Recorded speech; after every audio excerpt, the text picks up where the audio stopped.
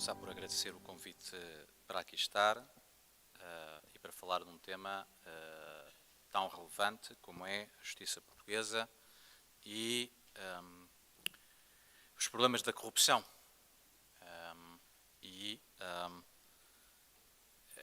Portugal não é um país corrupto, mas é um país que tem bastante corrupção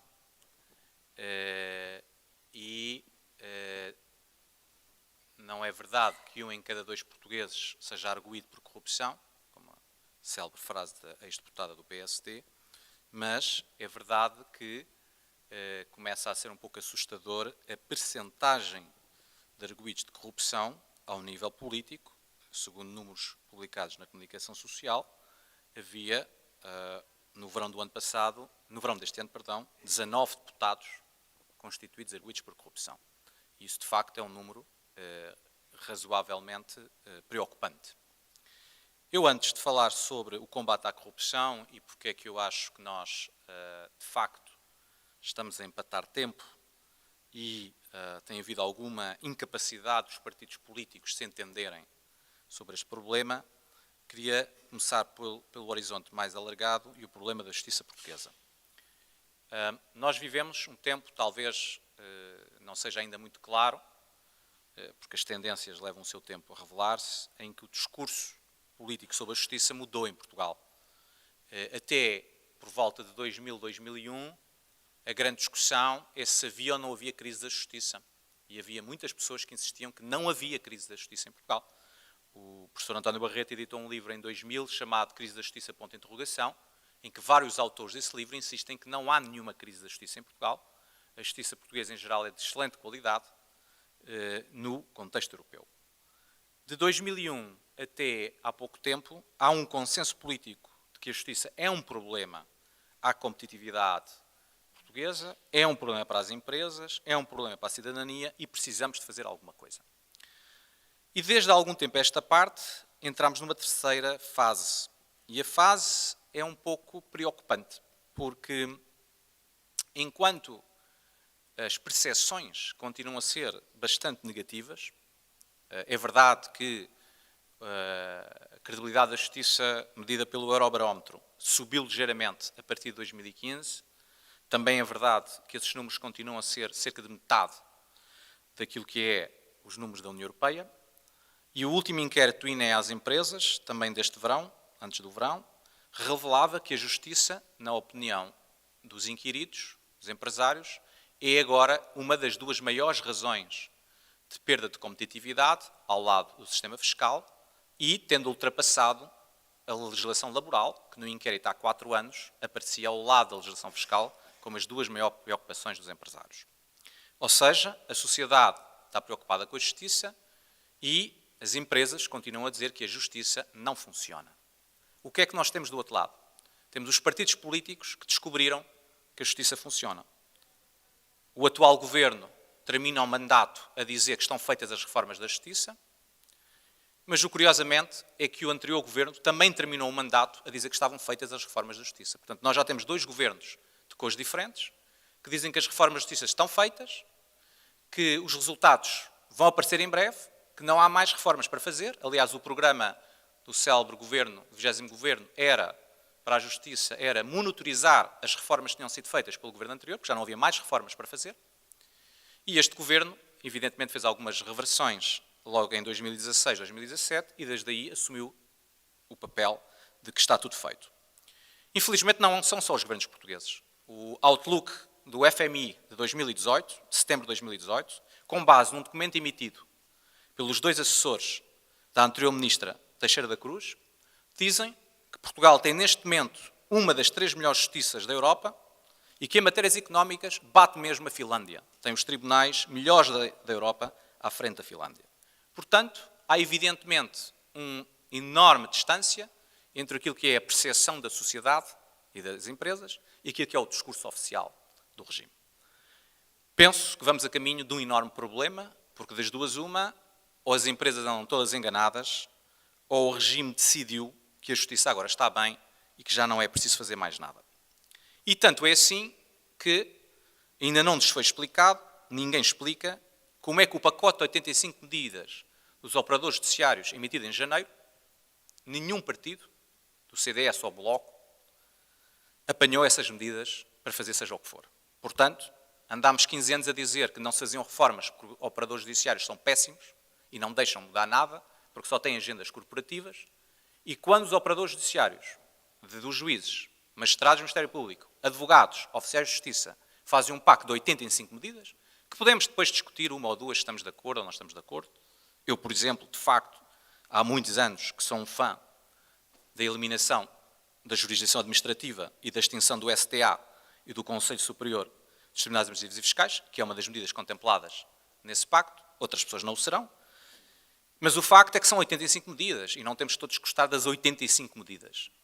Mas nenhum partido teve qualquer reação a esse pacote de medidas e, infelizmente, o pacote aí está disponível num PDF online, agora já não ficam na gaveta, ficam em PDFs, para alguém, algum dia, pegar naquilo.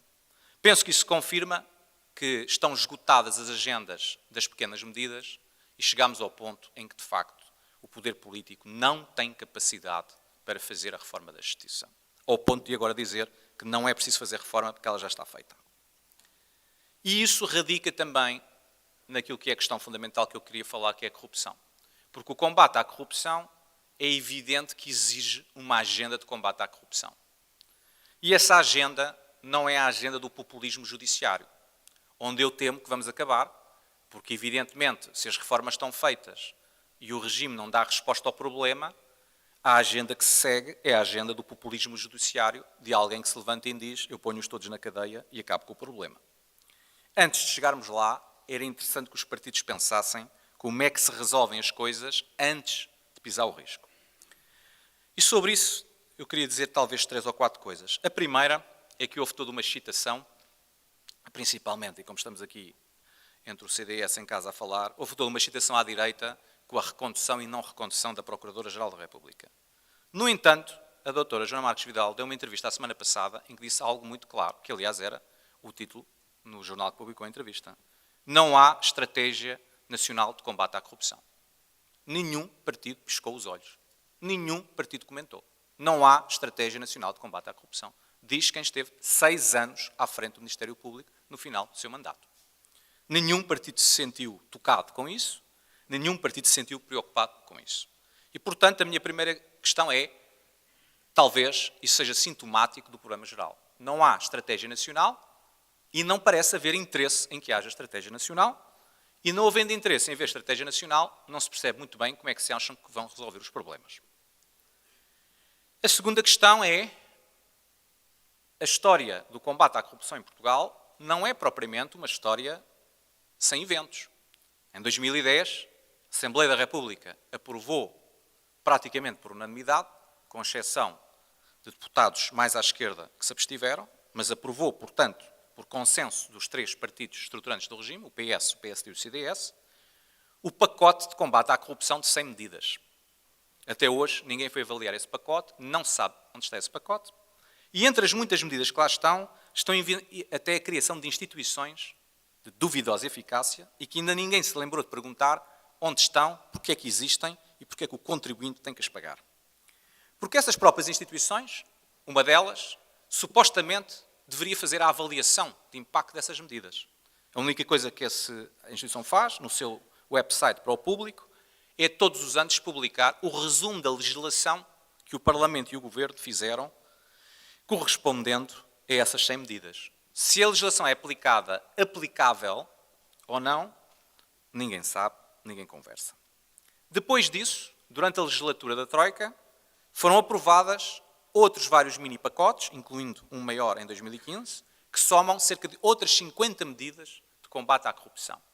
Sobre esse, nem sequer existe o PDF a dizer se foram implementadas ou não foram implementadas.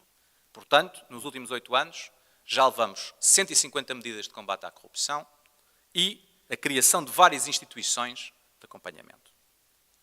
E vou ser muito franco, a instituição, o Conselho Nacional de Prevenção para a Corrupção, é uma enorme chalaça, porque desde logo, a pessoa que representa a Ordem dos Advogados nesse Conselho é a pessoa que já deu 2 entrevistas, uma ao Público e outra ao Expresso, a dizer que não há corrupção em Portugal, que isso é uma moda da comunicação social.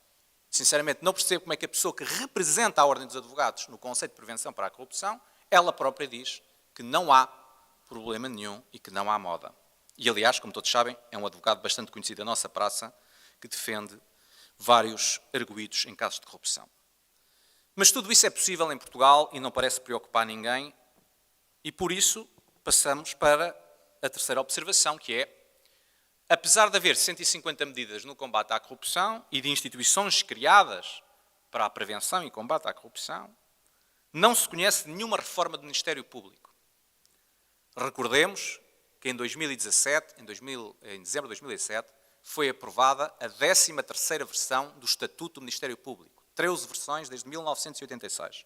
Nenhuma fez qualquer reforma significativa da organização e estrutura do Ministério Público. Nomeadamente, como vimos com a nomeação da Procuradora-Geral da República, ninguém sabe se há mandato único ou não há mandato único.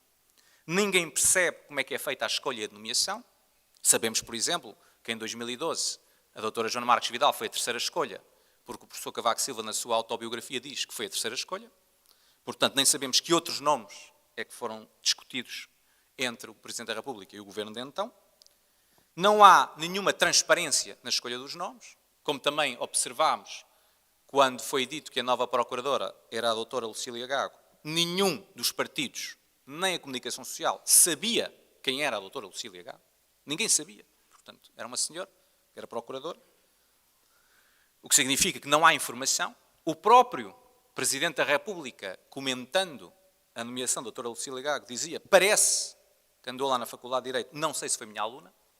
Portanto, isto é o nível de informação que temos de quem é candidato à nomeação à Procuradora-Geral da República e, obviamente, jamais pensou-se em perguntar quem era a equipa da nova Procuradora-Geral da República e que programa é que tem para os próximos 6 anos. Isso nem passa pela cabeça de ninguém, porque isso não existe. Como sabem, foi anunciado esta segunda-feira o novo Vice-Procurador-Geral da República, a que também ninguém prestou atenção absolutamente nenhuma. Portanto, em matéria de nomeação e escolha de Procurador-Geral da República, estamos, como em 1978, na exata medida da opacidade da Corte, que continua a funcionar. Depois, não fizemos alterações, nem percebemos exatamente, neste momento, qual é o papel do Conselho Superior do Ministério Público, que há muito tempo que devia ter sofrido alterações, quer no seu processo de nomeação, quer na sua estrutura, quer no seu papel de monitorizar e auditar o Ministério Público. Sobre a estrutura interna, também sabemos que as alterações vão ser feitas em função da personalidade do Procurador-Geral da República, não em função de alterações estruturais. Na verdade, todo o debate que se tem feito sobre o Ministério Público chega ao ponto de parecer que estávamos a insinuar que só a doutora Joana Marques Vidal é que tem capacidade para ser Procuradora-Geral da República, portanto os outros 1.800 procuradores estão todos metidos num povo qualquer de natureza estranha, quando na verdade há 1.800 procuradores e há muito tempo que nós precisávamos de auditar, esclarecer e tornar o funcionamento do Ministério Público absolutamente transparente e, inclusivamente, decidir o que é isso da independência dos magistrados do Ministério Público. Dito isto, vamos à questão, que aliás o Pedro já falou, que são os resultados. E aqui também o país entrou, de alguma maneira, numa lógica esquizofrénica, em que transformou a abertura de inquéritos em resultados. Os inquéritos não são resultados, os inquéritos são meios para chegar a resultados. Mas parece que o país está imensamente satisfeito que nos últimos 4 anos se abriram todos os dias inquéritos. Inquéritos de Operação Marquês, Tutti Frutti, há para todo o gosto. O problema desses inquéritos, que levantam questões complicadas que não sabemos responder, que é qual é o custo que isso supõe para o contribuinte, como é que é a alocação de recursos, como é que os 1.800 procuradores têm tempo para tantos inquéritos e inquéritos tão técnicos e tão complicados, onde é que está a formação do capital humano no Ministério Público, por exemplo, para tentar perceber os 800 veículos financeiros que é preciso entender nos processos que envolvem o Banco do Espírito Santo. Tudo isso são questões que não nos perguntamos, mas dizia eu, os inquéritos não são resultados. Os resultados, penso eu, têm que ser medidos em 2 dimensões, eventualmente uma terceira dimensão, que será a diminuição da corrupção a médio e longo prazo, mas outras 2 dimensões que são preocupadas. Uma, evidentemente, são as condenações. Temos que perceber se há ou não há condenações. E, evidentemente, aquilo que é assustador é que, com a abertura de todos estes inquéritos, nós continuamos a não perceber se isso vai corresponder ou não vai corresponder a condenações. Eu tenho a mesma preocupação que muita gente tem dito, à esquerda e à direita. Se a Operação Marquês terminar em arquivamentos ou prescrições porque foi mal instruída, penso que a sociedade portuguesa terá um grave problema para resolver. Depois aparecem os Bolsonaros e a culpa é dos 50 milhões de fascistas. Mas o facto é que as coisas são como são. A Operação Marquês, com toda a presunção de inocência, é de facto neste momento um fator estruturante daquilo que é a discussão na sociedade portuguesa e qualquer desfecho que não seja um desfecho que pareça absolutamente isento é complicado. Aliás, sobre isso, como também já tenho descrito, parece-me que estamos a entrar mesmo na zona vermelha quando o país, ou uma parte do país, digamos assim, não vou dizer o país, mas uma parte do país se divide e está de acordo que só há um juiz que pode ser o juiz no processo Marquês. Dividem-se entre o juiz Carlos Alexandre e o juiz Ivo Rosa. Mas quando o consenso é isto só é sério se for o juiz que eu gosto, entramos numa situação muito complicada, porque a justiça não é feita pelo juiz que eu gosto. E, portanto, se nós começarmos a pensar que os processos só têm a finalização certa quando é o juiz que eu gosto, estamos a falar de qualquer outra coisa que não é a justiça. E isto é muito complicado. É outra questão que eu acho que ainda não está suficientemente clarificada, porque temos muito poucos processos em fase final, mas que começa a indicar, quer no processo do BPN, quer no processo do BPP, e que vai ser outro problema, é evidentemente a recuperação de ativos. Se nós começamos a ter a impressão que em todos estes processos a recuperação de ativos é inferior a 5%, no caso do BPN estamos mesmo a falar inferior a 1%, estamos a falar de, evidentemente, um combate completamente ineficaz. Porque se o dinheiro desaparece e quem é condenado, já não é constituído arguido, condenado, transitado em julgado, só recuperamos 5% desse património, alguém ficou com os outros 95%. E, portanto, a recuperação de ativos começa a ser um problema. Onde é que eu vejo a dinâmica da sociedade portuguesa? É que a discussão não se faz. Nós não temos grande discussão para além dos casos mediáticos e da recondução da Procuradoria-Geral da República. Não há grande discussão sobre aspectos que têm que ser melhorados. Não falo só dos aspectos processuais, a questão do enriquecimento ilícito ou da delação premiada, como se tem vindo a falar, que são aspectos importantes e, portanto, para esclarecer que sou absolutamente favorável à agenda que, nessa matéria, tanto a JC como a JSD apresentaram. O problema é que ela não pode ser desfasada nem desgarrada de outras reformas. A existência da delação premiada sem uma alteração substantivamente da estrutura do Ministério Público é muito complicado. O mesmo em relação ao enriquecimento ilícito. Tendo em conta, aliás, o papel que, por exemplo, a autoridade fiscal de confisco autêntico vai tendo na nossa sociedade. E, portanto, todas essas alterações, sendo importantes, têm que ser enquadradas noutras alterações. Por exemplo, um tema que nenhum partido propõe, nem propõe como conversa, muito menos como proposta de alteração legislativa, é a alteração do regime da presunção de inocência. Nós somos, desse ponto de vista, um país bastante excepcional. Aqui ao lado, como países do nosso ordenamento jurídico, entende-se que o ingresso em prisão é possível e desejável a partir da confirmação da sentença pela segunda instância e que, evidentemente, recursos para a terceira instância e de ordem constitucional são feitos já com o réu a prestar a sua condenação. Em Portugal o entendimento é distinto, como sabem, e, portanto, temos que há uma enorme percepção de impunidade, porque há condenações e condenações que passam a vida em recursos, ao ponto, enfim, em diálogos públicos que tenho tido, como não sou, apesar de ser professor de Direito, não sou jurista, sou economista, que não são recursos, são arguições de nulidade, e que, portanto, o problema é que temos que distinguir os recursos das arguições de nulidade, como se isso, ao comum dos mortais, fosse um tema relevante.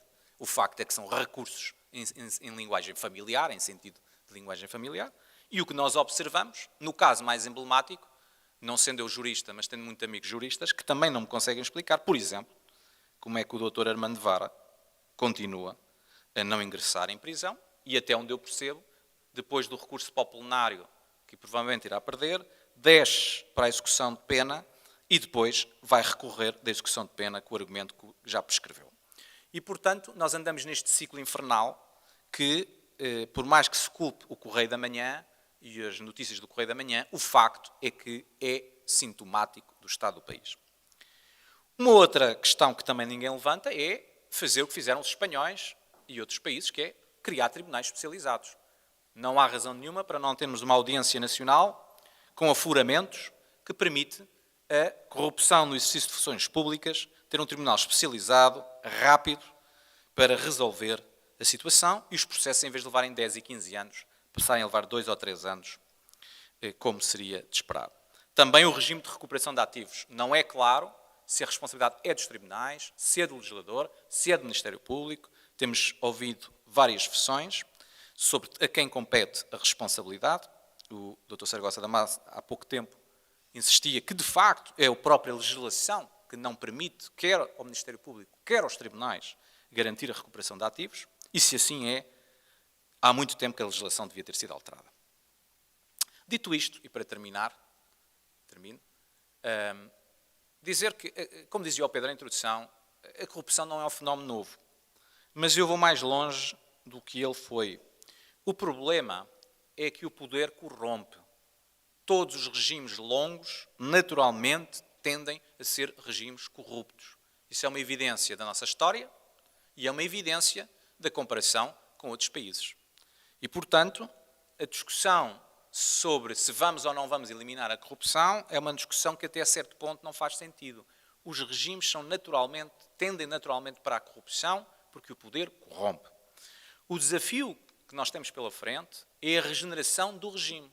Os regimes têm que se regenerar, de forma a que comece um novo ciclo que evidentemente terminará em corrupção, num regime corrupto, mas 50 anos depois. Esse é o desafio que países anglo-saxónicos, que a própria Alemanha, nos últimos 50 anos, conseguiu fazer. O grande problema de Portugal é que nós, até hoje, ao contrário, por exemplo, dos espanhóis, não fizemos nenhuma regeneração pacífica. Todos os regimes acabaram com um pronunciamento militar ou com qualquer revolução. A monarquia, a república, o Estado Novo. Isso significa que nós somos a primeira geração, ou o primeiro conjunto de gerações, que tem um desafio pela frente, que é como é que se regenera o regime sem entrar em esgotamento ou sem consequências mais graves. Isso não é uma lição só para nós, é uma lição para muitos países. E esse é o desafio que nós temos pela frente. E se não o assumirmos como desafio, não vamos terminar em golpe militar, nem vamos terminar em República Soviética, porque isso já não está na moda. Mas podemos terminar em Bolsonaros, em regimes de democracia dura, em regimes de, como o primeiro-ministro húngaro gosta de dizer, de democracia iliberal. E é a minha nota final, tenho escrito várias vezes, se nós não resolvemos este problema nos próximos anos, eu diria que caminhamos a passos muito largos para uma urbanização do regime. Ou seja, que em algum momento vai haver uma massa enorme do eleitorado disposta a votar numa opção que diga eu suspendo liberdades em garantias em troca de acabar com a corrupção. E isso é, de facto, o pior que nos pode acontecer. Mas é aí que nós vamos acabar se, de facto, o regime não tiver coragem de fazer uma estratégia nacional de combate efetivo à corrupção. Muito obrigado.